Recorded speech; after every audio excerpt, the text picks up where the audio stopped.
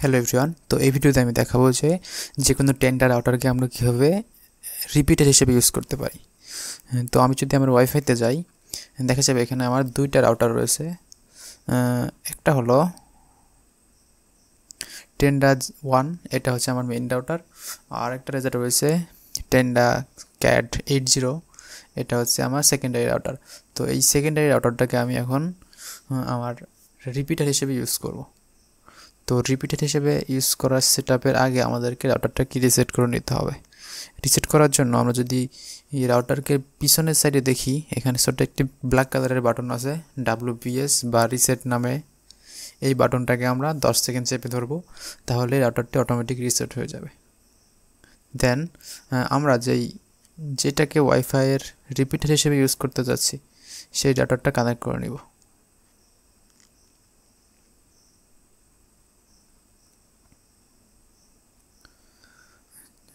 Normally tender রাউটারগুলোতে reset করা হলে সেখানে কিন্তু কোনো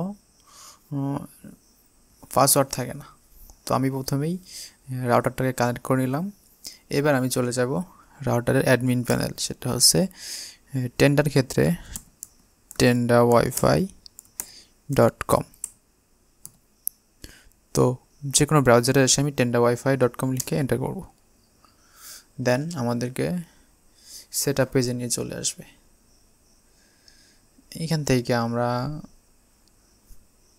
PPPoE এটা রেখে র্যান্ডমলি কিছু ইউজার নেম এবং পাসওয়ার্ড দিয়ে ছেড়ে দিব।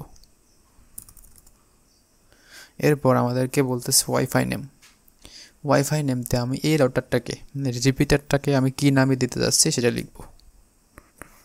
তো আমি আগে থেকেই এটাকে লিখে রাখছি কি দিব। তবে রাউটারটার নাম দিয়ে দিলাম এবং এই রাউটারের সাথে কানেক্ট করার জন্য যে পাসওয়ার্ডটা লাগবে সেই পাসওয়ার্ডটাও সেট করে নিচ্ছি।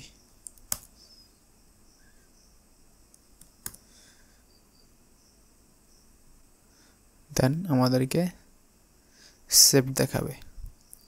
এখন আমি যেই টেন্ডা ক্যাট যেটা ছিল ওটা কিন্তু অটোমেটিক ডিসকানেক্ট হয়ে যাবে এবং নতুন আরেকটি নাম আসবে যেটা দিলাম।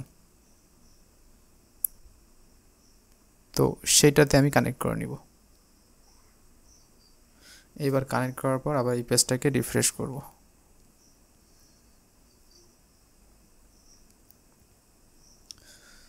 দেন আমরা এখান থেকে চলে যাব ওয়্যারলেস রিপিটিংয়ে।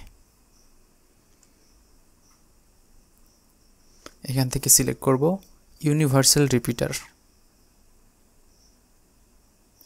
দেন আমাদের আশেপাশে যতগুলো ওয়াইফাই আছে সেগুলো একটা লিস্ট চলে আসবে।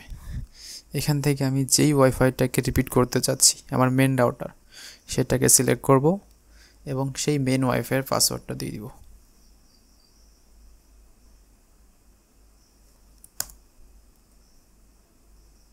তো আমি মেন ওয়াইফাইয়ের পাসওয়ার্ডটা দিয়ে আর কিছু করা লাগবে না, জাস্ট নিচে যে ওকে বাটনটা আছে এখানে ক্লিক করে দিব।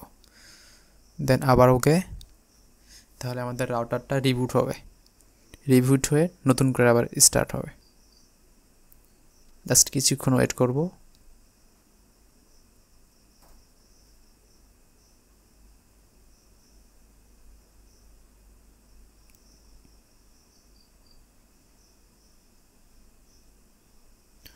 তো রাউটারটা রিবুট কমপ্লিট হলে ওয়াইফাইতে গিয়ে আবার নতুন করে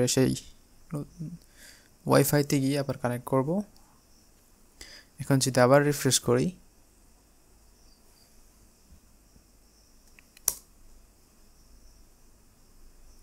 ক্যান্সেল ওয়্যারলেস রিপিটিং, দেখা যাবে ব্রিজড সাকসেসফুল। আমার মেইন রাউটারের সাথে এটা কিন্তু রিপিটিং মোডে কানেক্ট হয়ে গেছে। এখন যদি আমি যে কোনো একটা ওয়েব ব্রাউজ করতে যাই, দেখা যাবে ফুল স্পিডে মেইন রাউটারের যতটুকু সিগন্যাল পাচ্ছে ওই রাউটারটা সেই স্পিডে কিন্তু আমার ওয়াইফাইটা চলবে।